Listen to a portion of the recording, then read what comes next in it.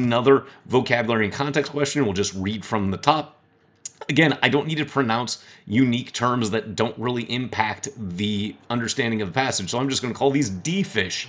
D fish migrate between freshwater and marine biomes during their life cycle. The migration's obligate nature is why D fish can be blank, those that are merely E, able to tolerate high salinity. The E black-chin tilapia can survive high salinity, but its life cycle does not involve relocation to a different biome, as does that of the D wild salmon.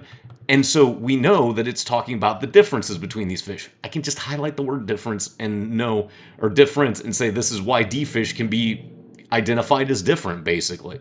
So starting with choice A, demarcated from, absolutely. If you know the definition of demarcated, that is going to be able to that is going to be something that can be told apart. So A is absolutely going to match in context. Choice B, reconstituted, really doesn't make logical sense based on the definition and the surrounding context.